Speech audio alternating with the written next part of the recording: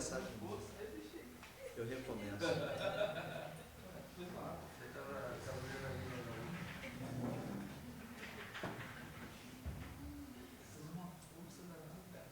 Então, gente, inspiração é o quê?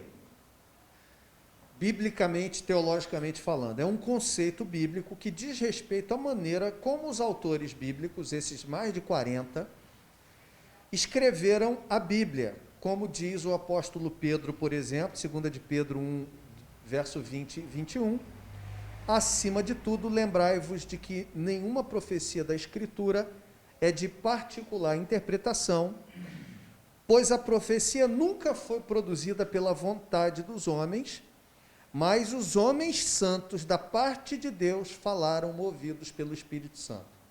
Como é que é esse negócio? Que papo é esse de que os homens santos, aqui ele está falando dos escritores bíblicos, né, os homens que foram movidos por Deus, que a gente na Bíblia tem 66 livros, mas esses 66 livros são escritos por mais de 40 escritores. A gente tem Moisés escrevendo o Pentateuco, a gente tem Josué escrevendo o livro de Josué, a gente tem cada um dos profetas escrevendo o seu livro.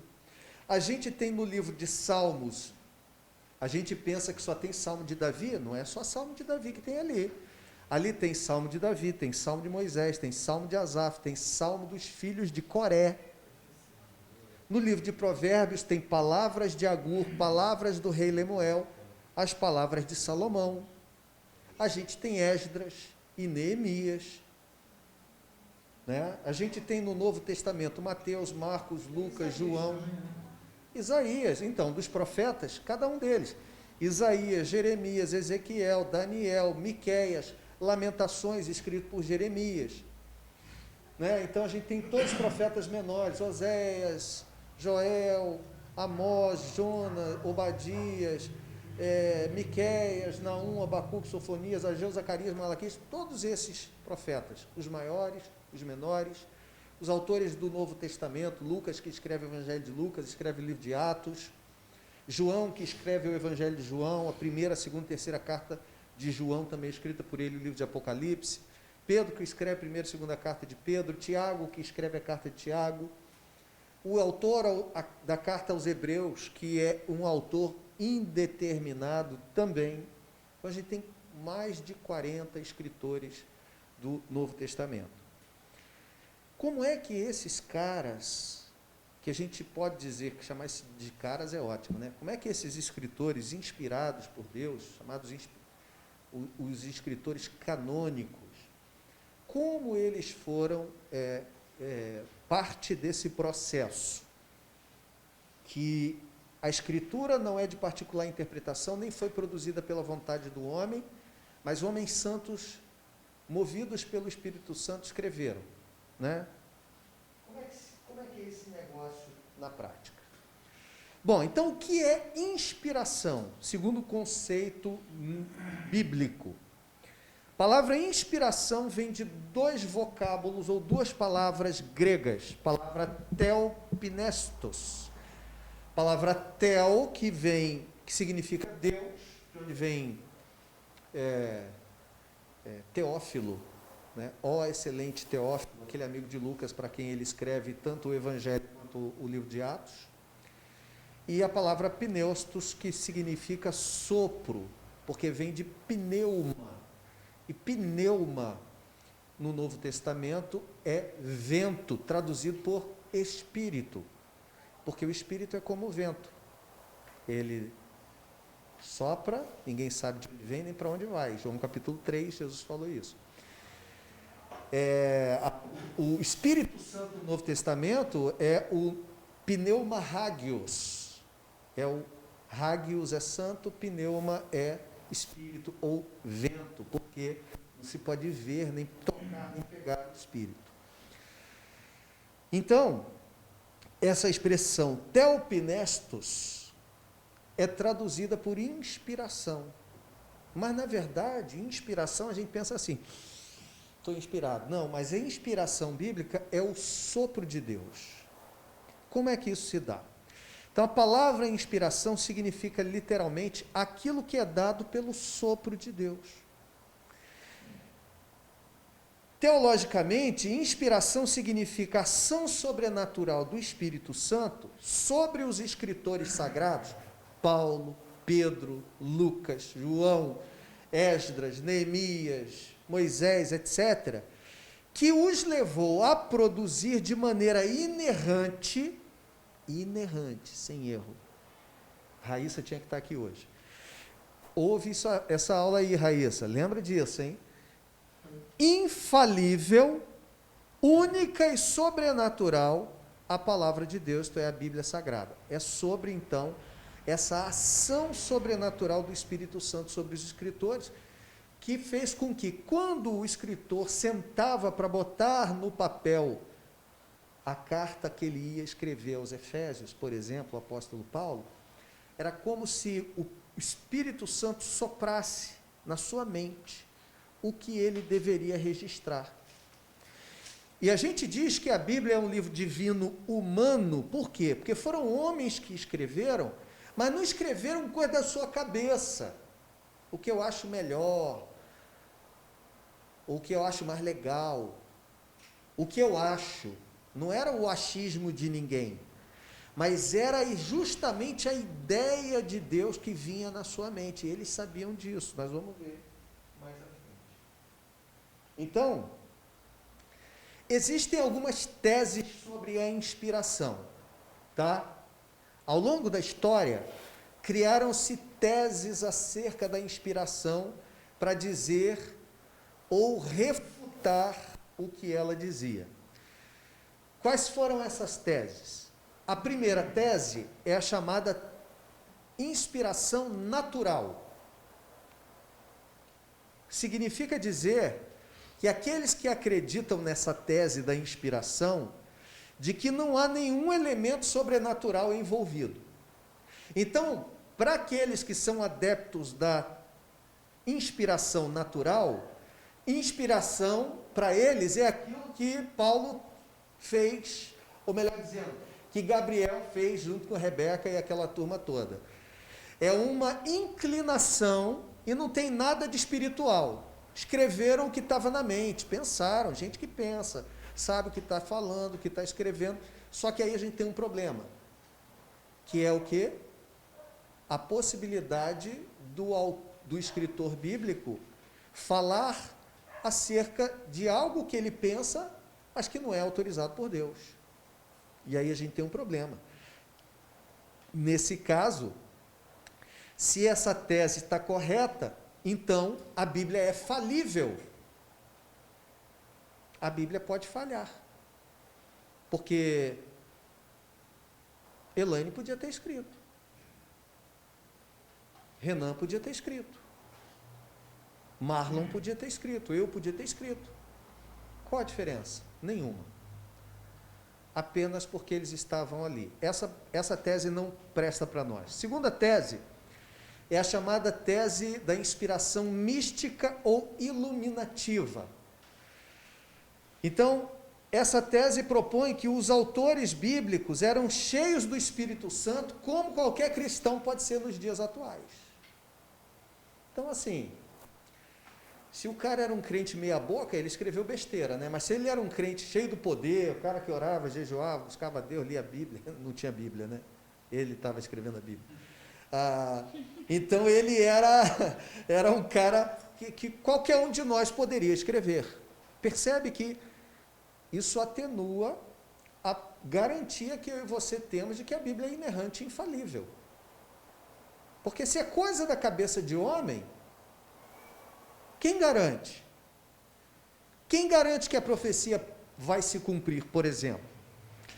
Terceira tese é a tese da inspiração mecânica.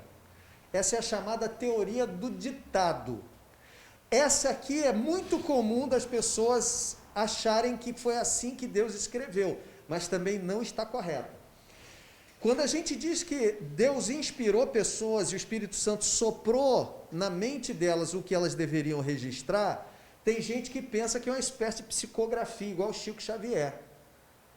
Quando Paulo sentou para escrever, veio aquele negócio assim, fechou o olho, pegou uma caneta e começou a escrever. O Espírito Santo tomou o cara, como se baixasse o santo em Paulo e ele escrevesse. Não foi assim. Essa é chamada teoria do ditado, que propõe que Deus teria ditado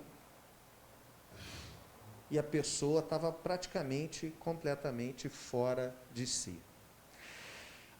A quarta tese é a chamada tese da inspiração parcial, que Deus inspirou somente o que não era conhecível, ou seja, o que era conhecido de todos, os escritores bíblicos escreveram. E o que era mistério, o que aconteceu antes da criação, de ter pessoas ali, é que Deus inspirou. Problema é que, nesse caso, aquilo que Deus não inspirou, ninguém garante que é inerrante, que é infalível. Como é que você vai confiar a sua vida num negócio que pode ter sido Guilherme que escreveu? Como é que você vai confiar? Gente, alguém aqui pinta o cabelo? Não. Só dos homens, não as mulheres. As mulheres têm que pintar mesmo. Você pinta, Guilherme? Pinta o cabelo. Mas não parece não, você não parece não. A Índia também? Ah, então não tem jeito. É. O seu também, Paulo? Ah, o seu não, fala a verdade. Você está quantos...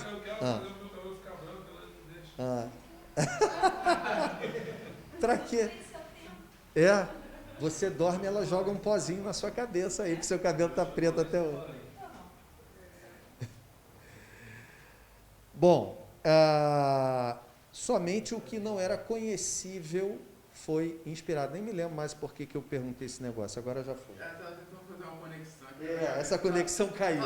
É melhor deixar ela caída, porque o Guilherme já disse que pinta, então já era, acabou.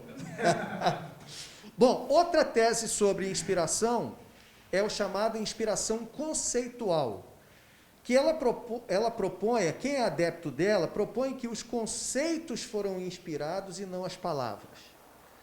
Então, é como se Deus desse a ideia assim para Paulo, eu estou usando Paulo, mas pode ser Lucas, pode ser Moisés, vinha a ideia do que escrever, e aí o cara escreveu o que ele achava, usava as palavras e os termos que ele achava conveniente, né? Então Deus só inspirava o conceito, a ideia, mas o autor era livre para registrar do jeito que ele queria.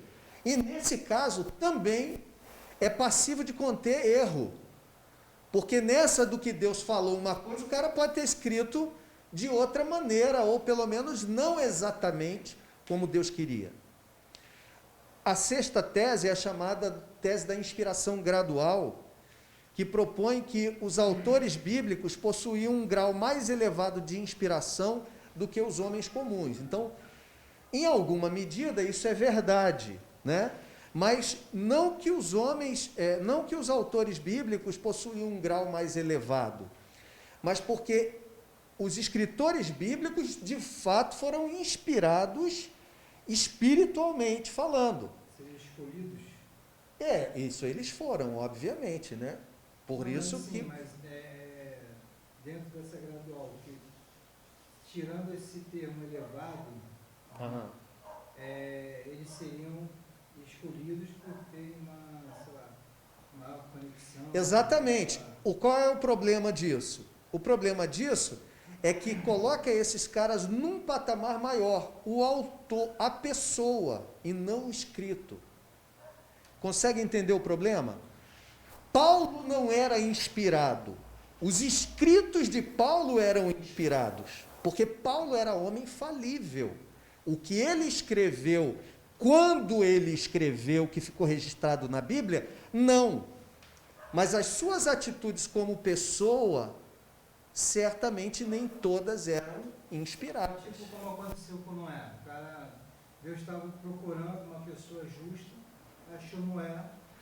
Mas aí o problema dali é o seguinte, esse conceito de justiça ali naquele tempo, ele é um conceito vago, né? Porque justo não no termo de praticar a justiça absoluta, né? De ser juiz, mas de chegar lá e falar, pô, esse cara aqui é diferente, esse cara tem, sei lá, mais santidade, o cara tem observa mais as minhas leis, sei lá, não sei qual seria esse parâmetro, né? Mas eu penso que, de repente, os autores bíblicos eles foram selecionados, Deus olhando também desse aspecto. Não. É isso que propõe essa tese, mas não foi desse aspecto. Deus pegou homens falíveis, pecadores, e ao mesmo tempo que ele fez com que esses homens pecadores estivessem no processo de santificação nas suas vidas, como eu e você, quando esses homens sentavam para deixar registrado algum escrito que seria posteriormente acrescido à Escritura, esses homens recebiam um sopro do Espírito Santo para deixar registrado exatamente a verdade inerrante e infalível. Mas é possível que, ao sair dali, por exemplo, ele saísse, cometesse um ato que não era inspirado, exatamente. O poder entendeu? de Deus não depende da nossa devoção a Ele. O poder é dele. Exatamente. A gente pode colocar a mão no enfermo e curar, mas não é porque a gente buscou o Senhor hoje ou não. Exatamente. O que é importante nisso aqui é a gente perceber que o que é inspirado é o escrito, não é o escritor. O escritor é inspirado apenas no momento em que escreve. Ele não é um ser mais inspirado do que outros. Percebe? Tá bom? Isso precisa ficar isso é importante. Tem alguma coisa a ver com temor também? Porque, por exemplo, olha só, vou dar um exemplo. Uma coisa que é comum a gente pensar e está equivocado. A gente pega, por exemplo, aí um pregador, foi lá e pregou maravilhosamente bem, a gente diz assim, fulano de tal hoje estava inspirado. Eu ouvi isso uma vez, né? Algumas vezes a pessoa chega e diz assim para mim, pastor, a pregação hoje foi uma pregação inspirada, o senhor estava inspirado. O pregador nunca está inspirado no conceito bíblico teológico de inspiração. No nosso conceito tá, por quê? Foi uma mensagem maravilhosa. Mas no conceito bíblico não. Por quê? Porque inspirada sempre será ou não a palavra pregada, nunca o pregador. Como a palavra pregada será inspirada? Se eu pregar a palavra corretamente. Porque, olha só, me empresta uma Bíblia aí, me empresta sua Bíblia aqui. De papel, me empresta uma Bíblia de papel. Quem não tem Bíblia, senta perto de um crente aí. Isso aqui é a palavra inspirada. Isso aqui é inspirado. Não o que eu falo enquanto prego. Eu tinha um professor no seminário de homilética. Homilética é a arte não de fazer comida, né? Omelete não. É a ciência de preparar a mensagem, né? A prática, a arte da pregação. Então ele dizia o seguinte, quando você for pregar, faça uma coisa de forma excelente, leia o texto bíblico corretamente. Lê o texto direito, observa a acentuação, pausa, lê bem o texto e ora antes de começar a pregar para as pessoas. Porque se a sua pregação for um fracasso, o texto pelo menos já foi bem lido. E às vezes o texto sozinho é suficiente para salvar o pecador. Porque a fé vem pelo ouvir e o ouvir pela palavra de Cristo. Não é o que eu falo. Só será a minha pregação, aspas, mais ungida possível, quanto mais perto dessa verdade eu pregar. Se eu pegar um texto aqui e falar o que eu quiser, ela pode ser tudo, menos uma pregação bíblica. Por quê? Porque eu não falei o que o autor, o escritor inspirado naquele momento, estava querendo dizer. Se eu falei diferente do que ele queria dizer, eu não tenho autoridade, porque a autoridade não está na pessoa, a autoridade está no texto bíblico. O que Deus deixou inspirado foi a Bíblia, não foram pessoas por aí, por esse mundo. Percebe? Isso é importante, gente. Isso é importante na hermenêutica. Por quê? Porque isso me faz ter um senso de responsabilidade com o texto bíblico. Quando eu vou pregar, eu preciso estudar esse texto para não falar o que o texto não diz. Você já pensou que Deus inspirou o escritor bíblico a deixar determinado relato registrado com uma finalidade? Ele tem um foco. Você pega aquele texto e fala a coisa que você quer falar da sua cabeça. Você já parou para pensar que você está adulterando a palavra de Deus na hora que você prega? Porque você pega não o que Deus falou, você pega o que Deus falou para falar o que você quer falar. Olha a gravidade desse negócio. O dia que eu entendi isso mudou a minha vida do ponto de vista hermenêutico. Então, inspiração, obrigado pela Bíblia. Por isso que é sério, a gente tem que estudar profundamente para eu não falar o que eu quero. Para falar o que eu quero, eu preciso abrir a Bíblia. E já percebeu como às vezes a gente faz isso? A gente abre a Bíblia com pretexto só para ter autoridade diante das pessoas. Mas a gente não fala o que está o texto, fala o que a gente quer. Imagina que Deus está olhando isso que a gente está fazendo. Foge do contexto bíblico. Exatamente. Ora, não é o que foi inspirado, foi o que ele escreveu lá, ou é o que eu estou falando aqui hoje? É o que ele escreveu. E como é que minha pregação vai ser mais ou menos inspirada? Se eu falar mais perto da verdade possível. Por isso que os pregadores antigos, né, como Charles Spurgeon dizia que o sermão... A heresia começa com isso. Começa com isso, você pegar um texto bíblico e você falar o que você quer, distorcendo o texto. E nessa... Algumas vezes a gente diz assim, mas não, tem base bíblica, está recheado de texto bíblico.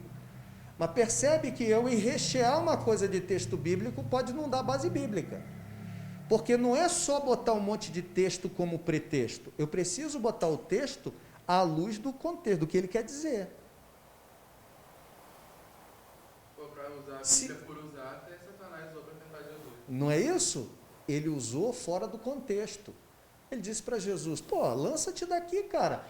A Bíblia não diz, o Salmo 91 não diz lá, aos teus anjos dará ordens a teu respeito, para que não tropeces em pedra alguma? Olha só.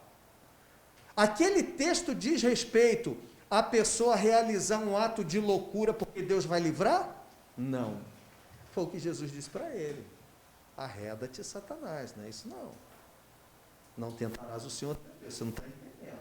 Deus não deu aquilo para você quebrar as suas leis. Deus deu aquilo porque acima das suas leis, Deus é poderoso para livrar o cara em qualquer circunstância. Agora, isso não é feito para eu ficar tentando Deus. Então, uma sétima tese é a chamada tese da inspiração pela neo-ortodoxia. Neo-ortodoxia era uma proposta de não ser nem tão fundamentalista e nem tão liberal. Então, os neo-ortodoxos diziam o seguinte, a Bíblia foi inspirada da seguinte maneira, os autores humanos só poderiam produzir um registro falível. Então, a Bíblia é falível. Então, cabe na neo-ortodoxia a proposta, que é o pressuposto da Raíssa. Raíssa, estou falando mal de você não, tá? O pressuposto da sua pergunta, não o seu pressuposto, é que aí a gente tem que dizer o que é inspirado e o que não é, o que é falível e o que não é na Bíblia. Aí é um problema grave, né? Porque aí vai ser Gabriel o juiz da Bíblia. Isso aqui eu acho que é certo, isso aqui eu acho que é errado. Isso aqui eu acho que estava inspirado, aquilo lá eu acho que não. Aí é o evangelho da conveniência. Eu vou pegar partes da Bíblia para dizer, eu acho que isso aqui é inspirado, eu acho que não. Isso vai variar de teólogo para teólogo e você vai ter que abraçar essa linha. Que é mais ou menos a linha dessa oitava tese, que é a da inspiração falível, que é uma teoria que vem ganhando popularidade bastante, né? Segundo a qual a Bíblia é inspirada, porém não é isenta de erros. A Bíblia foi inspirada, mas tem uns troços que estão errados aí. Esse 8 dentro da igreja? Dentro da igreja.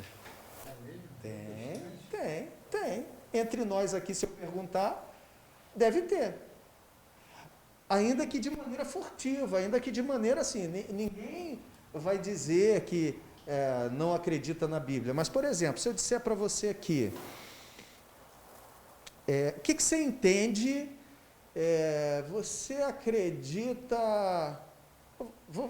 deixa eu falar aqui para vocês, por exemplo, sobre a doutrina da antropologia bíblica. Antropologia e a martiologia, doutrina do homem e doutrina do pecado. A Bíblia diz que Deus criou o homem, Adão, sem pecado. Mas que quando Adão pecou, a culpa do pecado foi estendida a toda a descendência de Adão, Romanos 5,12. Ou seja, todo mundo que nasce, ainda que seja um bebezinho, já nasce com o pecado, porque é descendente de Adão. E vai pecar cedo ou tarde, porque já tem o germe do pecado em si. Eu pergunto a você, está tudo bem para vocês? Todo mundo acredita nisso? Sim? Não, tipo assim, eu acredito, mas eu sei que existe, por exemplo, controvérsia sobre um recém-nascido que morreu, e aí você fala, mas ele pecou? Não existe controvérsia sobre o recém-nascido que morreu.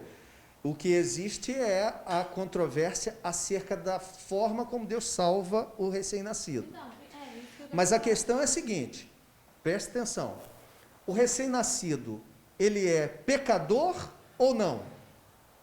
Pelo sangue, por ser de linhagem de Pela Adão. natureza adâmica, sim.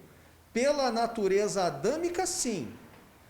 O que a gente confunde é natureza, essência, ou seja, a natureza já é pecaminosa, mas o indivíduo pode ainda não ter tido pensamentos nem atos pecaminosos, é o caso do bebê. Pensamento a gente não pode nem dizer porque não está na mente, mas atos pecaminosos não teve. Agora, o que condena o homem diante de Deus? É o ato pecaminoso ou é a natureza pecaminosa? Não é o ato, é a natureza. Se fosse o ato, o bebezinho que nasceu e ainda não pecou estava salvo compulsoriamente. Mas será que é assim? O que condena o homem é a natureza pecaminosa de Adão. Então a gente confunde, a gente diz assim, o bebezinho é inocente. Ele não é inocente, porque ele nasce com o pecado nele. Ele apenas não é consciente do pecado que ainda existe nele. Por que é que ele vai começar a pecar? Porque ele nasceu com o pecado nele. Então a pergunta fica sendo a seguinte, irmãos, o homem é pecador porque peca ou peca porque é pecador?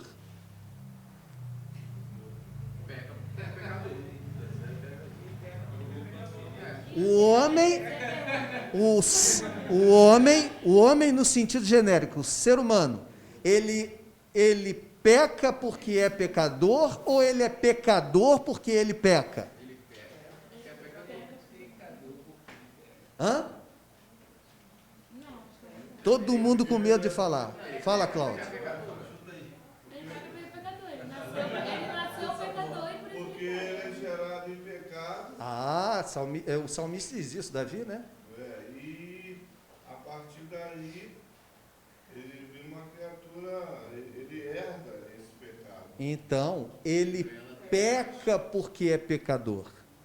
Ele não é pecador porque ele vai pecar. Essa era a proposta de Pelágio. Vocês lembram? Vocês já ouviram falar de Pelágio? Pelagianismo? O pelagianismo foi rejeitado pela fé cristã, porque Pelágio dizia que o homem não nasce com o pecado, ele se torna pecador quando ele peca. E a Bíblia diz que o homem nasce com o pecado e ele peca porque ele já é um pecador. Se fosse ao contrário, o que geraria esse pecado nele? Então, para Pelágio, o homem pode ser isento do pecado, e aí ele é salvo pelas obras. Por quê? Quando ele faz o que é certo, ele se identifica com a obra de Cristo. Quando ele faz o que é errado, ele se identifica com o que Adão cometeu, que foi o pecado. E aí soma tudo no final das contas e faz o balancete no final da vida. Tem que ter receita maior do que despesa. Mas não é isso que a Bíblia fala. Ainda bem. Mas não é isso que a Bíblia fala.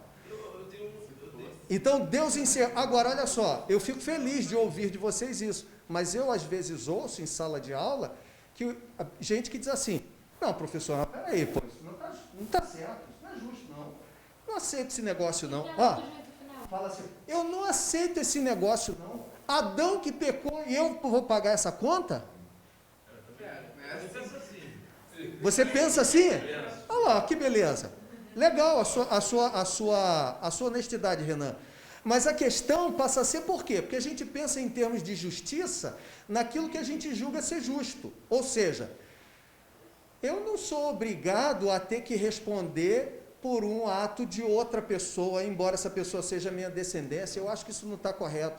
Mas aí eu vou ter que ir para a Bíblia e entender que o universo foi criado por Deus, o homem foi criado por Deus, e as leis que Deus criou e estabeleceu foram dadas por Ele, porque Ele é o dono do universo, é o Criador. Então, o que eu diria para você, Renan?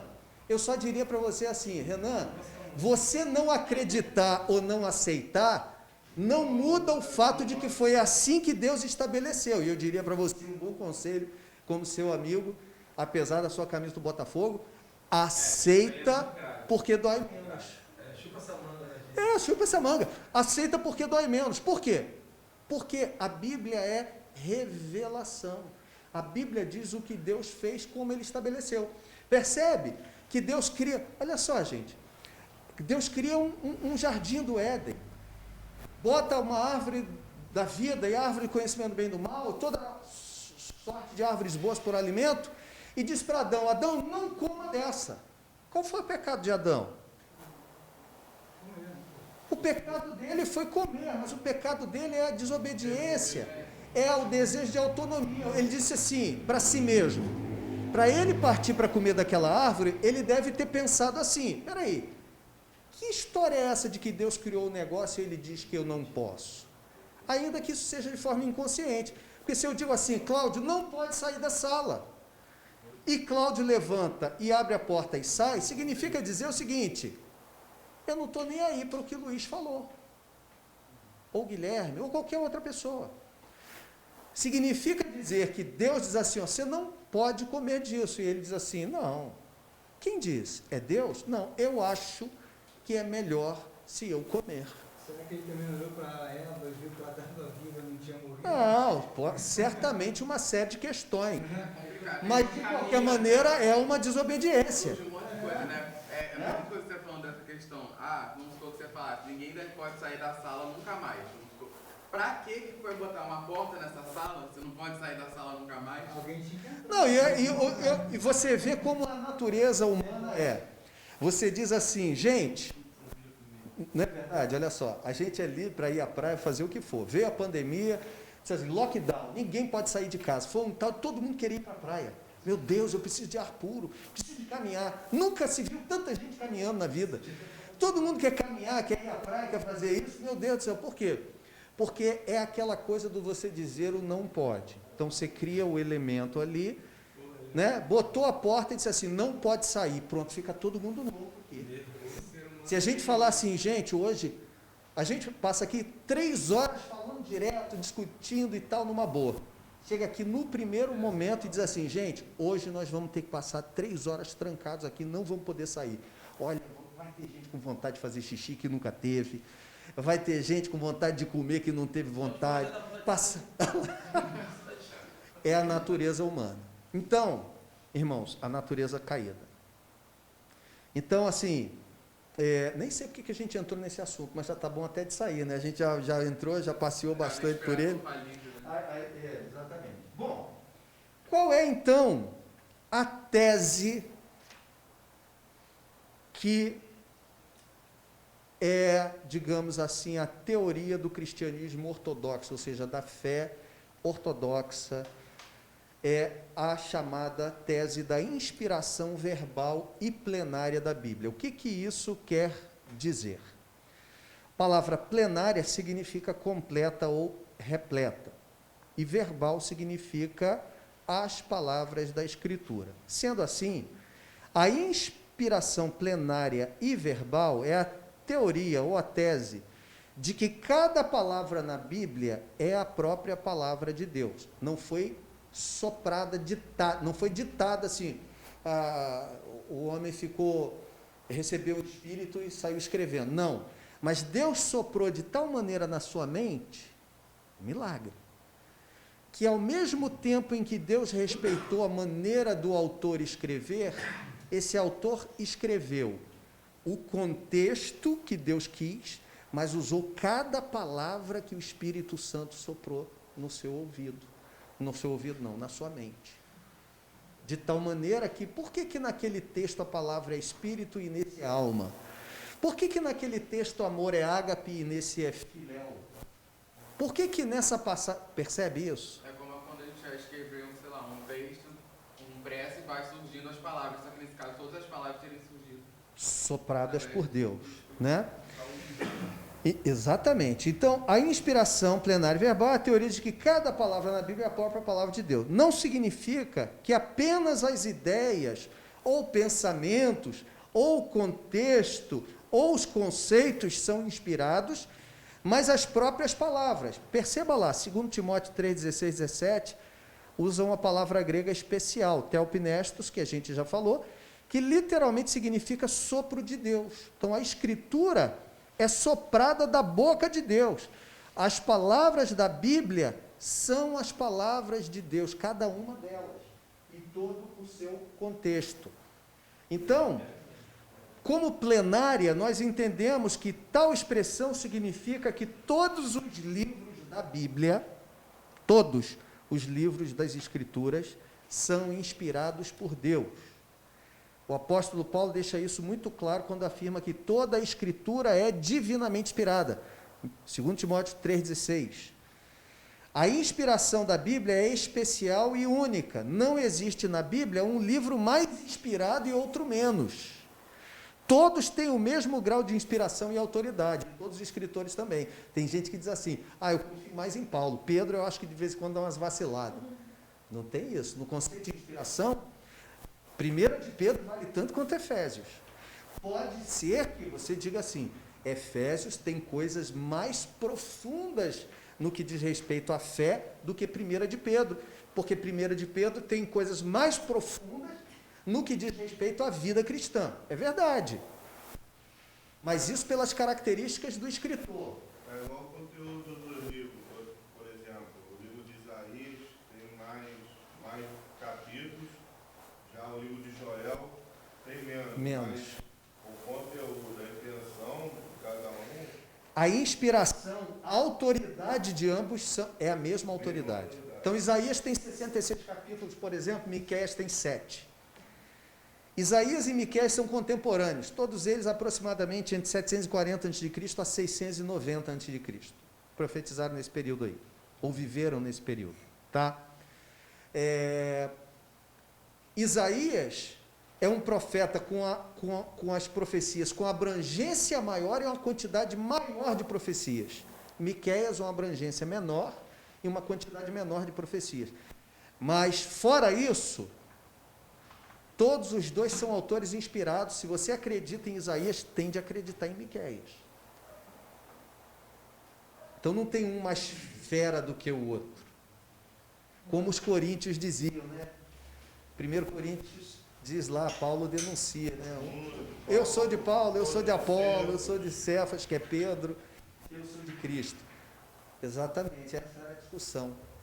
Por quê? Não, peraí, você é de quem? Não, eu prefiro Pedro. Pedro é o cara.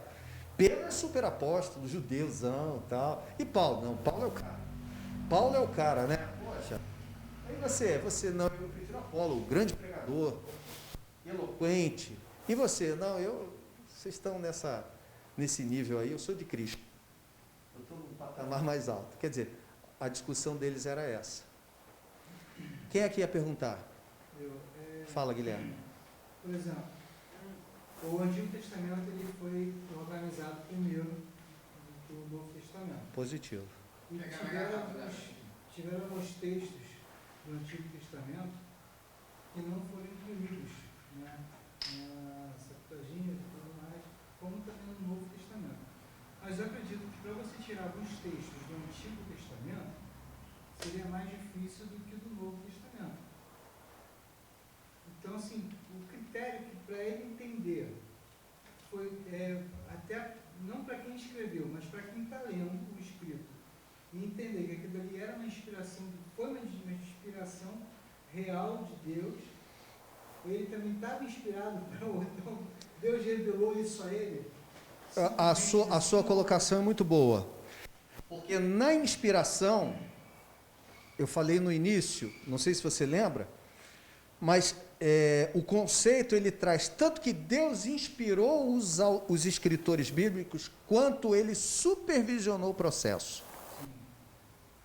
Então, esse processo também é supervisionado por Deus. No caso do Antigo Testamento, a gente vai ver que quem define o fechamento do cânon no Antigo Testamento é Esdras, num advento chamado a Grande Sinagoga. Ele mais 120 judeus escribas, Esdras, Neemias, provavelmente, e mais 120 judeus escribas da lei e do Antigo Testamento, de modo geral, num concílio chamado Grande Sinagoga, que vão definir com critérios específicos, para que se possa crer que aquele livro não tem nenhum tipo de erro, não seria escrito por alguém que não deveria ter escrito, né? E no Novo Testamento tem também características específicas. Isso a gente vai ver na próxima aula. Acho que hoje não dá mais tempo, nem a gente vai ter mais paciência para isso também. Eu acho que vai ser demais, informação demais para a gente. Mas eu vou passar por isso aí. Então, ela é plenária por quê? Porque todos os escritores têm igual valor, todos os livros têm igual valor, todo o contexto tem igual valor. E ela é verbal, porque, independentemente de outras afirmações que possam ser formuladas a respeito da Bíblia, fica bem claro que esse livro reivindica para si mesma essa qualidade, a inspiração verbal. Texto clássico de 2 Timóteo 3,16 declara que, aqui é a palavra grega, agrafar, que fala de grafô, verbo grafô, escrever, né? Isto é, os textos é que são inspirados, como eu disse para vocês. O texto é inspirado. Então, o apóstolo Paulo testemunhou, falamos não com palavras de sabedoria humana, mas com o que o Espírito Santo nos ensina. Então, eles escrevem e eles falam nesse sentido, não apenas o contexto de tudo que está sendo escrito, mas a maneira. Paulo sabe que há um processo espiritual miraculoso por detrás disso, em que Deus vai soprando na mente do escritor enquanto ele escreve. Mas o cara não perdeu a consciência, o cara nada, mas aquilo que ele registra pela ação do Espírito Santo nele. A própria conversão do Paulo, né, acho que ele só mais ou menos uns 3 anos que ele diz que vai receber diretamente do Senhor no deserto. Isso, porque até ali ele tinha aprendido tudo que ele soube da lei, foi aos pés de Gamaliel. Né? Então, ele diz que ele se desvaziou, né, foi buscar a verdadeira inspiração junto ao Senhor, e recebeu de Cristo mesmo, exatamente, como um fora de tempo. Por quê? Porque a questão, por exemplo, o próprio termo apóstolo, que significa enviado, né, apostelo, no grego, ele depende de uma coisa: o apóstolo é aquele que é escolhido por Cristo. No Novo Testamento, ninguém se auto-intitula apóstolo. Depois, no terceiro século, se eu não me engano, do segundo para o terceiro século, houve um movimento de um camarada chamado Montano, um movimento chamado montanismo, que esse cara dizia ser um apóstolo fora de tempo, e ele queria governar a igreja sozinho, com 2 mulheres que ele possuía. Ele tinha 2 mulheres, que eram as suas profetisas, e que ele queria governar a igreja sem o auxílio dos presbíteros, do corpo de liderança da igreja. Isso foi rejeitado, porque ele propôs ser um apóstolo fora de época. Essa foi uma doutrina rejeitada, tida como heresia, chamada montanismo. Mas nos dias atuais existe esse ministério. Aí é uma outra história. Se auto, né, Proclamam ou denominam. Dom Miguel, se não me engano, é Miguel Ângelo. Miguel Ângelo foi um precursor desse movimento, um dos precursores desse movimento.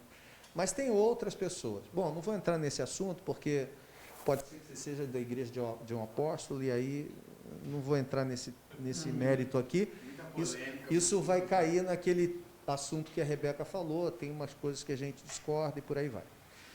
Bom, então, homens falaram ou escreveram. Então, vamos lá. Esta passagem nos dá uma ideia de como Deus inspirou os autores humanos.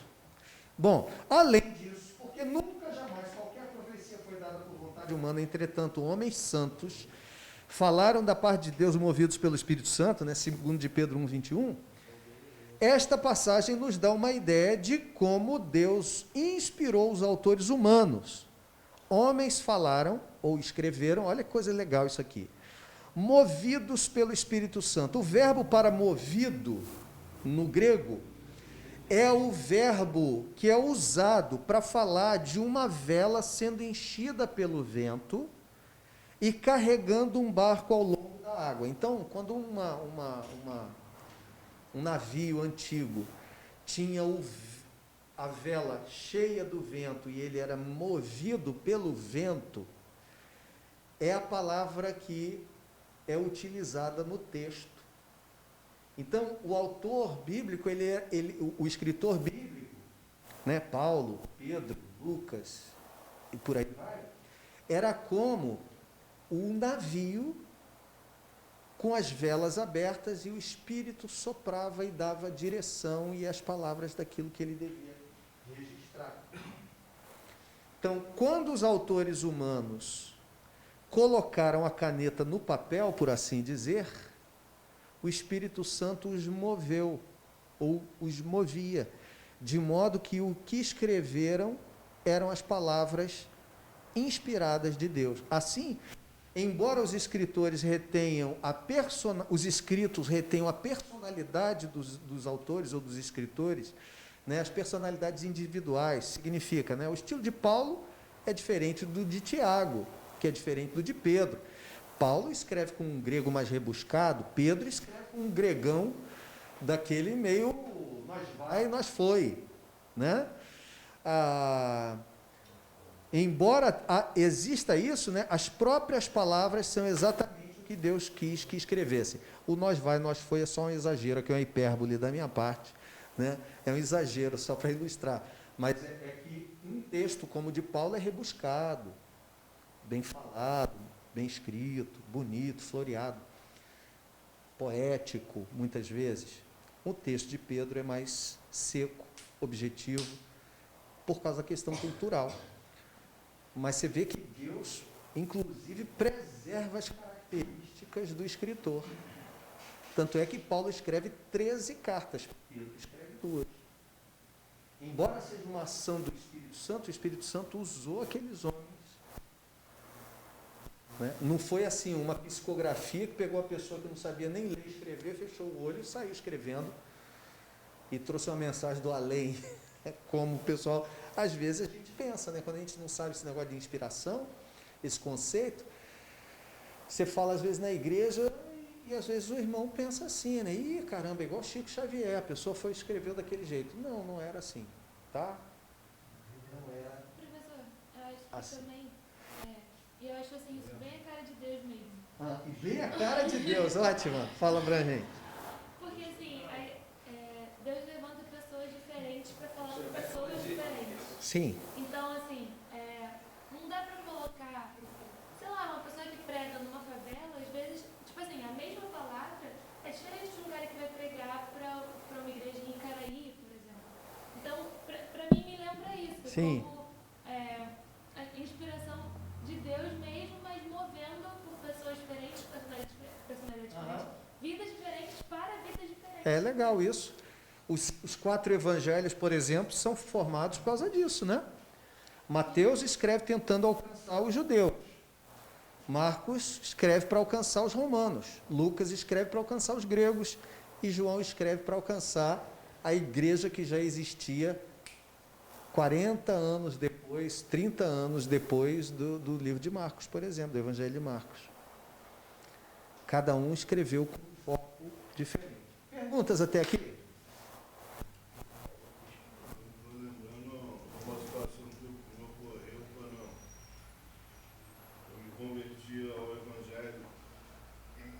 Quanto tempo tem isso, Paulo? Tem uns quase 20 anos. Aham.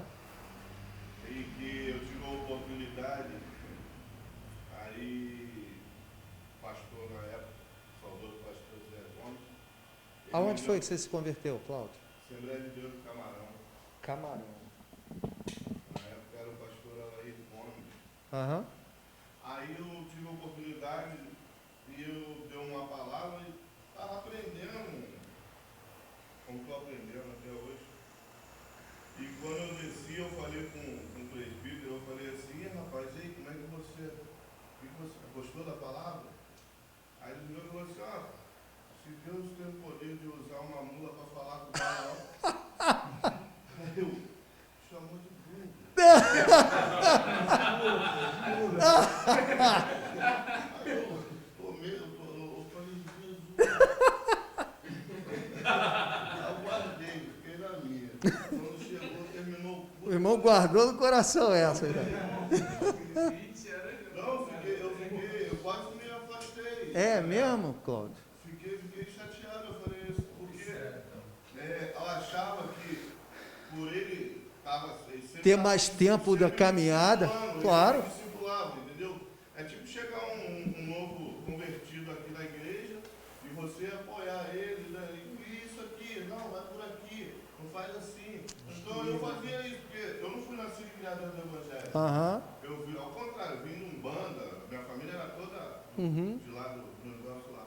Então eu perguntava a ele, quando eu perguntei a ele, eu falei, e rapaz, ele gostou da palavra?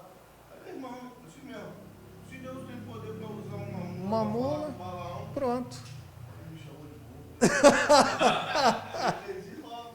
Porque ele colocou, pode até. Qual seria a lógica do negócio, né? Ele usou a mula naquela época, usou hoje de novo. Foi o que ele quis dizer. Mas ele foi usado, né? Eu fiquei pensando naquilo. Aí tinha um outro rapaz que entrou comigo, que por sinal era do mesmo nome. Deixa isso para lá. Foi trabalhando, mas olha, você falou uma coisa importante, Cláudio. Eu presenciei uma vez uma situação que uma pessoa se afastou. Eu encontrei ele há pouco tempo.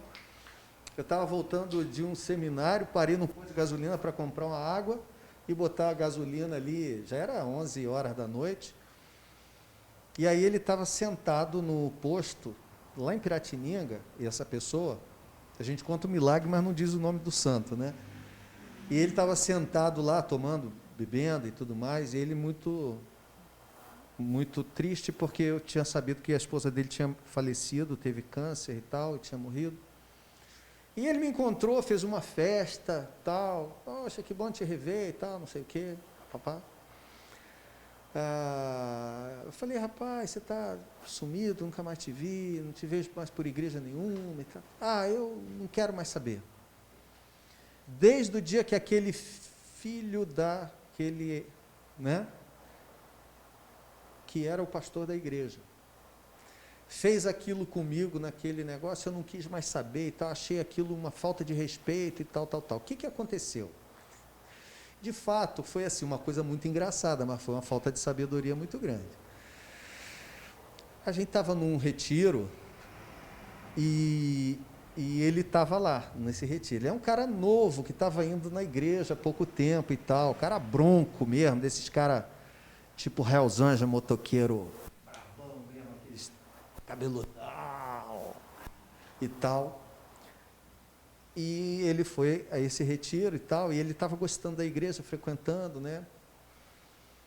E nesse dia, todo mundo, a gente estava sentado na mesa, tinham os pastores, eu não era pastor nessa época não, e estava sentado com alguns pastores e tudo mais, todo mundo brincando, conversando, falando sobre algumas coisas da Bíblia, etc. e tal, da vida cristã e tal. Ele chegou querendo se enturmar e conversar, e alguém estava falando disso, né? As pessoas mudam, né? Como as pessoas mudam, às vezes a pessoa era boa, se tornou ruim, tal, tal, tal. Ele chegou e mandou a seguinte, olha, ele mandou também, gente, olha. Ele chegou e virou e falou assim: pois é, pai, eu também acho isso, né? Como é esquisito como as pessoas mudam. Você vê que até na Bíblia tem isso. Eu estava quieto, eu continuei. Você vê que até na Bíblia tem isso, né? Maria, por exemplo, depois que teve Jesus, virou prostituta. Olha, a vontade de todo mundo foi cair na gargalhada. Ele estava confundindo Maria, esposa de José, com Maria Madalena, lá de João 7,53. A prostituta lá. Então, para ele, depois que Maria teve Jesus... Traiu Jesus e escreveu um livro, tipo isso. Depois que Maria teve Jesus, virou prostituta. Você vê como que as pessoas mudam, olha só. Mas quando ele falou isso, mas ele não sabia nada, né? Nada. O cara estava ali pela primeira vez. Mas o pastor da igreja deu uma gargalhada, o cara caiu no chão de tanto rir. A vontade de todo mundo era essa, mas a gente sabia como é que o cara era. Rapaz, esse cara saiu daquele negócio, foi difícil controlar o cara, que ele só xingava o pastor. Aquele filho da P não podia ter feito isso comigo, me fez passar vergonha na frente de todo mundo, eu não sabia, eu era obrigado a saber disso e tal. Olha, foi a gente tentando apaziguar, mas o cara se afastou por conta daquela atitude. Foi engraçada, a gente ri disso até hoje. Eu estou contando para vocês, não estou rindo, porque ela está sendo gravada, mas geralmente eu conto isso de maneira mais dramática, porque foi muito engraçado o cara pegar, entrar nesse assunto e dizer, vê se pode, até Maria. Quando ele falou até Maria, que a Bíblia mostra, todo mundo ficou assim. Falou, pois é, depois que teve Jesus, virou prostituta. Gente, todo mundo se escangalhou de tanto rir, mas o cara que era o pastor da igreja, que para ele foi a ofensa maior, porque ele se sentiu envergonhado, né? Que ele não era obrigado a saber disso. É um texto espontâneo dele, né? Foi uma coisa espontânea, né? Mas o cara, olha só, o pastor, coitado, ele é um cara que era muito bom humor, então ele era um cara assim, que ria e tal, não foi culpa dele. Todo mundo foi pego desprevenido, mas para ele aquilo foi um terror, né? O cara se afastou da igreja. Olha, encontrei ele 15 anos depois, o cara afastado da igreja. E ainda falando, encontrou comigo 11h30 da noite no posto de gasolina. Eu comprando a água ali, botando gasolina no carro, e o cara dizendo, eu não fui mais à igreja por causa daquele 15 anos depois. Olha que ressentimento. Virou uma mágoa, um ressentimento, né? Olha que coisa terrível. Mas foi engraçado na hora. A gente tem que ter cuidado. Todo mundo tem alguma história mais ou menos assim, de ter ou perdido alguém, ou alguém ter É o que o Cláudio está contando ali, poxa, o cara é novo, estava sendo discipulado, o cara que dava os toques para ele, discipulava de vez em quando, vai dizer, pois é, né, Deus usa até uma mula, o que ele quis dizer? Não era o caso de dizer, era o caso de dizer, pô, foi show, Claudão, tem umas coisas para a gente ajustar aí, mas depois eu vou te dar uns toques e tal, mas você trouxe o recado de Deus. Né? Era o caso de incentivar o irmão. É difícil, irmão. Inspiração divina é semelhante à revelação? Não. Não, porque a revelação... A revelação também é algo divino, dado por Deus. A gente vai entrar... Eu vou partir do pressuposto que você está falando revelação, mas lembra que na teologia, tá, irmãos? Não estou falando no senso comum. No senso comum a gente diz assim, Deus dá uma intuição. A gente não gosta da palavra intuição, porque intuição parece um negócio meio esotérico, né? Mas o certo é iluminação. Ou Deus fala conosco de alguma maneira, a gente diz assim, Deus me deu uma revelação sobre determinada coisa. Mas o conceito teológico e bíblico de revelação é a Bíblia. A Bíblia é a revelação especial. Então, se Deus vai te dar uma revelação, usando o termo que você está usando, essa revelação não pode ser diferente da que ele já deu. Então, vou dar um exemplo para vocês. Deus me deu uma revelação aqui. Jesus não vai voltar mais, não. Cadê a pedra? Cadê a pedra para atacar? Mas a revelação que tem autoridade e é inspirada não é a Bíblia? Então, como é que negócio é esse que eu estou falando? Eu devo ser acreditado ou não? A minha revelação, essa minha revelação, precisa ser julgada à luz da Escritura.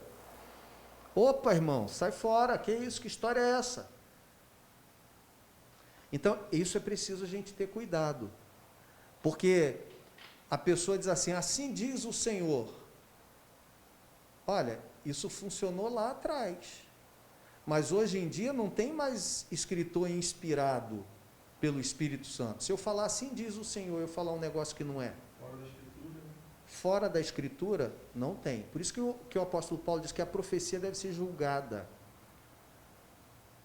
A profecia deve ser julgada. Né? Julga a profecia, não julga o profeta, mas julga a profecia. Ó, irmão, o que você está falando aí pode ter muito boa vontade, mas você está indo na contramão da Bíblia. Vou dar um exemplo para vocês do que aconteceu comigo uns anos atrás. E aqui a gente termina, porque hoje foi muita informação sobre essa questão. Então, um grupo de irmãos, há alguns anos, que eu discipulava, cismou de querer ir para o monte orar. Nunca tive problema nenhum com o monte, eu mesmo já fui. Mas também não vejo nenhum poder místico no monte, né? Tem gente que acha que Deus ouve mais porque está no monte. Aí tem gente que brinca, né? Está mais alto, você não pega interferência. Não é por causa disso, né? Obviamente. A questão do monte por si só, Jesus orava no monte, irmão, mas Jesus orava no monte porque ele mesmo diz lá, né? As raposas têm seus covis, os pássaros têm seus ninhos, mas o Filho do Homem não tem onde reclinar a cabeça. Ele orava no monte, mas quando ele ensinou os seus discípulos a orar, ele falou, quando você entrar no seu quarto, fecha a porta. E ali ele falava do tameion, que era a despensa da casa, né? O único lugar da casa que não tinha janela e tinha porta, naquela época. Então, você entra no lugar secreto que você tem. O meu monte já foi muitas vezes a Pedra do Pampo, lá em Itacoatiara, na madrugada, que eu queria ir para lá, ficava bem, sozinho, na boa. Quando eu construí minha casa, depois eu tinha mais liberdade, porque eu fiz um escritório para mim e tal, então eu entrava ali, eu entro ali, vou orar. Ou minha esposa está dormindo, eu oro na sala. Quando eu quero ficar sozinho, ou eu entro no quarto, mas ela também às vezes quer entrar no quarto, então tem meu escritório e tal. Mas o monte por si só, ele não tem uma mística diferente. Mas é legal, né? Às vezes você chega lá, você vai encontrar outros irmãos de outras igrejas, você vai encontrar, às vezes Deus às vezes vai até falar com você. Mas não é dizer que tem algo mais espiritual ou menos espiritual. Bom, e eu fiquei preocupado quando esses irmãos da igreja falaram que queriam ir para o monte, porque eles eram novos. E eles estavam querendo ir para Amendoeiras, ali, aquele monte. Hoje em dia não dá nem para mais para lá por causa do tráfico, né? Mas antigamente dava. Aí eles queriam, não, a gente quer conhecer o Monte de Amendoeira, um grupo vai. Eu falei, caramba, os caras vão me arrumar problema. Por quê? Vão lá para o monte, encontra lá um profeta, dá uma profetada neles, para um deles lá, e depois eu vou ter que consertar esse negócio aqui na igreja. Mas todo pastor tem medo disso. Aí o que eu fiz? Falei, tá bom, vocês querem ir no monte? Igual o pai quando está querendo levar o filho, quer porque quer ir lá no negócio? Então tá bom, vamos lá. Fui eu perder minha noite de sono, na madrugada, 2 horas da manhã, 3 horas da manhã, lá no Monte de Amendoeira. Bom, chegamos lá umas 11h30, saímos de lá umas 3 horas da manhã, mas chegamos lá umas 11h30 da noite, subimos, oramos com alguns irmãos de Igreja Assembleia de Deus, pentecostais, eles viram um monte de coisa, irmãos mais do repepé, reteté, outros do raplaplá, e cada um do seu jeito. Beleza. E aí, lá pelas 3 horas da manhã, estamos descendo o monte. E aí eu estou pensando assim comigo, né? Falei, pô, Luiz, que preocupação boba da sua parte. Eu estou pensando, né? Pô, estou aqui, cara, poxa, vieram aqui, você vê, você estava preocupado à toa, não tinha nada. Eu pensando comigo mesmo, preocupado à toa, cara, não tinha nada. Isso a gente descendo, e tinha um cara que a gente estava ouvindo orar desde a hora que a gente chegou, gritando lá no meio do monte. Ele e mais um camarada. Ele e uma outra pessoa junto com ele. E ele orava em voz alta e gritava, todo mundo ouvia o que ele estava falando e tal, blá, blá, blá, blá, blá. Quando a gente veio descendo, era um grupo de umas 12 pessoas, 13 pessoas, a gente veio descendo, eu não sei que cargas d'água deu no cara, ele levantou a cabeça, viu a gente descendo o morro lá, né? Levantou, veio andando na nossa direção, e eu estava andando na frente, né, o pessoal atrás de mim, e quando ele falou assim te diz o Senhor, já está uns 50, 100 metros de distância, assim diz o Senhor, quando ele falou isso, todo mundo veio para trás, só eu fiquei na frente, né, é sempre assim, aí veio todo mundo para trás, assim diz o Senhor, e veio andando, ele e o outro rapaz do lado, o Senhor conhece o número do seu processo. Aí, de fato, meu pai tinha morrido há uns anos, e aquele inventário não saía de jeito nenhum.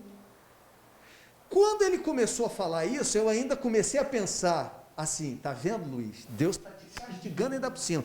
Você veio para cá pensando mal, pensando que ia dar ruim, e Deus ainda levantou alguém, vai abençoar você aqui, ainda vai te dar uma palavra que vai... E eu fiquei assim, né? Fala o número do processo, 50-90, 50-90.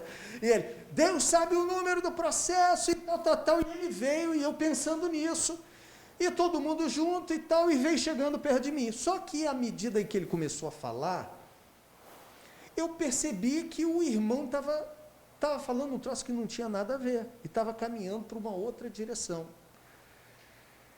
E lá pelas tantas ele está dizendo, e eu quieto. E aí ele disse assim, o irmão quer que eu diga qual é o processo? E eu disse para ele assim, irmão, irmão, não precisa, até aqui está ótimo. Porque até ali, eu ia sair dali, ia dizer, eu me perguntar, o pessoal ia perguntar, e aí? Eu ia falar, de repente Deus está falando para mim lá do processo do meu pai. Não foi, porque o processo demorou mais 10 anos para sair. Então não foi aquilo, tá? Depois eu descobri. Mas, obviamente, se ele falasse assim, e eu botei a bola na marca do pênalti, né? Ele ia sair dali como um profeta naquele dia, né? Aí, gente, ele foi e falou, mas como esses caras, eles não aguentam ficar com a língua dentro da boca, infelizmente. Aí ele disse, pois o Senhor te diz que ele está liberando a sua carta de divórcio. A minha esposa estava do meu lado. Sou casado há 30 anos. Sua esposa botando a mão na cabeça dele. Deus está te dando a sua carta de divórcio. Aí, eu confesso a vocês que o meu desejo foi dizer o seguinte, a minha vontade era falar assim, cala a boca, Magda. Quase que eu falei. Eu fiquei indignado com aquilo ali na hora. Deus está liberando a sua carta de divórcio. Aí eu baixei a cabeça, falei assim, meu irmão, obrigado, tchau. Aí desci com o pessoal, passei por eles, né? Desceu todo mundo atrás, e aí começa o zum, zum, zum. Meu Deus, Luiz, o que vai acontecer com vocês? Por que Deus está fazendo isso? Aí eu falei para eles, vocês comeram cocô? Eu falei, não é possível, gente, vocês comeram cocô. Eu falei, que Deus que está falando, gente? Aí eu falei para eles, foi disso aqui que eu falei para vocês hoje, e por isso que eu vim aqui, para livrar vocês desse negócio, porque se um de vocês recebe uma profetada dessa hoje, chega em casa já dizendo para a mulher, arruma suas malas que a gente vai se separar, porque Deus falou lá no monte.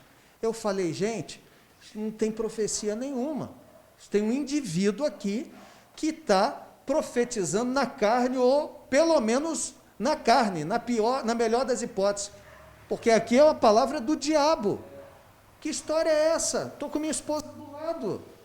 Isso naquela época a gente devia ter 15, 20 anos de casado. E aí, eu fui e falei para eles, chegamos lá embaixo do monte, vai parecer o sermão do monte, né? E Jesus vai dar o sermão agora, né? For até lá, agora vai ter que ouvir o sermão. E aí eu falei para eles, está vendo? Foi disso que eu quis livrar vocês e eu vim com vocês. Eu recebi essa profetada aí, que de Deus não tem nada. Como é que Deus vai falar contra a palavra dele, gente? Falei para eles, gente, o que diz a Bíblia? Você não pode pegar uma palavra dessa que alguém diz ser de Deus. Você precisa comparar com a Bíblia. Deus abomina o divórcio. Que história é essa de que Deus vai estar abençoando você, liberando o seu divórcio? Que história é essa? Então, ainda mais eu que sou casado, não estou vivendo nenhum litígio, nem nada. Estou aqui para tristeza, para desgraça dele, a minha esposa estava do lado comigo naquele dia. E eu vivo bem pra caramba com ela. Estou casado há 30 anos, sou apaixonado por ela. Eu tenho medo de monte. Então, voltando aqui à questão, Renan. Qualquer revelação, profecia, palavra que seja, precisa estar calcada nas Escrituras. Se não tiver calcada nas Escrituras, você não tem nenhuma garantia de que é de Deus. Pode ser até uma profecia muito legal. Olha, Deus vai te abençoar grandemente e tal. Você sai dali com o coração, né? E quantas pessoas já disseram? O Senhor está dizendo que vai curar fulano, e fulano morreu. Essa é a diferença. Então, aí, depois sabe o que se faz? Diz assim, mas Deus mudou de ideia. O Senhor viu que... Peraí, gente, que história é essa? Eu não consigo engravidar. Esses dias eu estava ouvindo, não sei se você conhece, Rebecca Neme. Não conheço. Uma menina aí. E ela é a esposa do Paulo César Baruch. Não conhece não? Acho que sim, já ouvi falar, eu acho. E eles estão, acho que uns 15 anos tentando engravidar. E aí ela falou que já recebeu várias profecias, tipo assim, não, porque já tem um filho na sua barriga.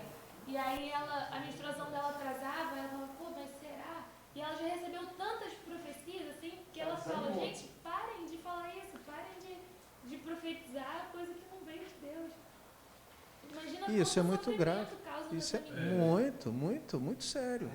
Você falou, você colocou? Não, assim, a diferença é essa, né? De inspiração divina. Exatamente. Então, revelação, pregação, profecia, tudo isso tem que ter como respaldo a Bíblia. Que a Bíblia é a palavra de Deus. Ela é infalível e inerrante. Se eu falo alguma coisa ou ensino alguma coisa que está em desacordo com a Escritura, então, meu irmão, das duas uma, ou eu entendi melhor o que Deus quis, ou Deus está errado. Agora, um homem para preparar uma pregação, ou até mesmo para pregar, não necessariamente no culto, mas certo. na sua vida. Trabalho, família. Claro, num grupo de trabalho. É necessário ele ser inspirado por Deus, né? Para poder falar. Não, ele não é inspirado por Deus. Ele pode ter uma vocação, né? A palavra vocação, que é chamado na Bíblia, a palavra vox, esse chamado é um chamado específico de Deus. É Deus quem chama, é Deus quem dá esse dom. A Bíblia chama isso de dom. Então vai dar isso como dom. Não é necessariamente inspirado no termo, porque inspirado, toda vez que você falar isso... Nós temos que ser inspirados na Bíblia, Na... né? Nós temos que buscar a inspiração dela. Exatamente. Para aí sim a gente pregar. Exato. E sempre lembrar que a inspiração que a gente tem para pregar nunca mais será a mesma inspiração que Deus deu aos apóstolos. Porque se for, eu e você podemos continuar escrevendo a Bíblia. Mas Deus disse para João para fechar lá, né? E que quem retirar alguma coisa dali, Deus vai retirar o nome do livro da vida. Quem acrescentar, Deus vai acrescentar as chagas que estão ali naquele livro, né? Então, acabou, fechou. Não tem mais como acrescentar revelação. Eu escrevi aqui uma nova revelação. Não tem, irmão, desculpa. Deus falou por João lá, Jesus falou por João. Ao anjo da igreja escreve, no finalzinho disse, agora sela esse livro, fecha, acabou. Mas também quando Deus manda a pessoa falar, algo dele também não pode ser falado. Aí, o que acontece conosco? Iluminação. O Espírito nos ilumina, traz luz para nós acerca do texto bíblico, que é o que a gente chama de revelação. Eu só estou usando aqui os termos que são usados na teologia. Vocês são estudantes de teologia, então vamos usar os termos da teologia, tá? Mas é óbvio que a gente entende. Então, assim, a revelação foi o que Deus fez. Foi o que o Espírito Santo fez com os escritores, dando inspiração.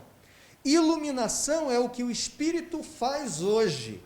Quando eu leio a Bíblia, e eu digo assim, caramba, olha a revelação aqui nesse livro, na verdade não é revelação, é iluminação. A revelação levou o escritor a registrar o texto bíblico. A iluminação leva o leitor de hoje a entender a verdade mais profunda daquele texto. Então, naquele momento você não está lendo a Bíblia e Deus manda você falar algo, o que é isso? não, isso aí também. Isso pode ser uma profecia, pode ser uma palavra de conhecimento. Aí vai 1 Coríntios capítulo 12. Seria uma iluminação? A iluminação diz respeito ao texto bíblico. Eu leio e Deus... Pum, sabe quando você lê aquele negócio e a ficha caiu? Sim. Caraca, você percebeu aquela verdade que está ali dentro do texto? Isso é iluminação. 3 anos depois e vê outra. E você vê mais uma nuance. O Espírito te ilumina mais alguma coisa. A gente chama de iluminação porque é como você pegar e lançar o foco de luz em determinada verdade. Agora, quando a gente é imbuído desse mover do Espírito para falar por alguém, a Bíblia chama isso de palavra de conhecimento, palavra de sabedoria, que é o quê? Quando Deus te dá a conhecer algo que às vezes está oculto. A gente chama de revelação, mas a Bíblia não chama isso de revelação, a Bíblia chama isso de palavra de conhecimento, que é o quê? Você foi fazer uma visita, está visitando aquela família, de repente Deus fala no seu íntimo, fala no seu coração, ó, essa família está assim, assim, assado, tem uma situação assim, assim, assado. Você tem aquela impressão, parece que você recebeu o download, e aí você diz assim, olha, eu queria dizer o seguinte, o Senhor está me revelando aqui, a gente fala sempre assim, né? A gente entende, mas se a gente pegar o termo teológico, Deus está dando uma palavra de conhecimento, ou seja, está te levando a conhecer determinado evento que aparentemente não foi falado ou está oculto. Palavra de sabedoria, quando você tem condição de falar aquela palavra certa na hora certa. E você nem sabe, às vezes, como você falou aquele negócio. Por exemplo, pega lá Salomão. Salomão está lá com 2 mães, não tinha exame de DNA naquela época, né, gente? Já pensou a complexidade daquilo? Uma matou o filho enquanto dormia, aí a criança, aí ela foi, tomou o filho da outra, botou o filho dela morto perto da, e depois chegaram lá, tem uma contenda aqui, 2 mães estão brigando pelo mesmo filho, uma está dizendo que é a outra que matou, a outra, o filho da outra que está morto. Como é que resolve hoje em dia? DNA, meu amigo, meia hora já sai o exame. O juiz bate lá. E naquela época? O olhinho parece com quem? Não tem isso. Aí o que Deus faz? Deus pega Salomão e o cara fala um negócio. Faz o seguinte, divide essa criança no meio e dá uma metade para cada um. Quando ele fala isso, ele já sabe aonde ele quer chegar. Aonde ele quer chegar? A mãe verdadeira nunca vai permitir a criança ser dividida. A outra vai dizer, isso mesmo, parte no meio e dá uma metade para cada um. Aí ele diz o quê? Toma da mão dessa mulher e dá para a outra que é a mãe. Isso é uma sabedoria que vem do alto, um negócio que naquela hora você teve aquele dom. Né? Então, aí a Bíblia trata isso como dom, né, gente? Já me chamaram a atenção ali, mandaram para terminar a aula. É isso. Gente, fechamos aqui hoje mais uma aula. A gente não orou para começar, mas vai orar agora aqui para terminar. Vou pedir hoje para quem fazer essa oração. Acho que eu vou pedir para o Botafoguense. Botafoguense estava aqui. Não, mas o Cláudio também estava aqui. Botafoguense ora na aula que vem. Cláudio, você faz a oração para a gente hoje. Era o primeiro que estava aqui na sala de aula hoje. Por favor. Pai, nós te louvamos, nós te agradecemos, Senhor, pela tua presença aqui nessa noite mais uma vez. Senhor, que possamos, Pai querido, ter esclarecimento, ter iluminação, Senhor, ser iluminado pela tua palavra. Amém, Jesus. Que possamos, Deus, ter verdadeiramente intimidade contigo, que possamos, Senhor, ter a revelação da tua santa palavra, Senhor. Amém, que Jesus. possamos, Senhor, além de tudo isso, ter intimidade contigo, Senhor. Muito obrigado, Senhor, por cada momento que passamos aqui. Nos leva agora para os nossos lares, nos Amém, guardando, Senhor. nos livrando de todo o mal, Senhor. É o que eu te peço e já te agradeço em nome do Senhor Jesus Cristo, o teu Filho amado. Amém. Amém, queridos. Obrigado pela atenção de vocês, foram vitoriosos. 10 horas da noite. Grande abraço. Valeu, professor. Obrigado aí pela aula. Obrigado, hein? Um abraço, Guilherme. Tchau, Índio.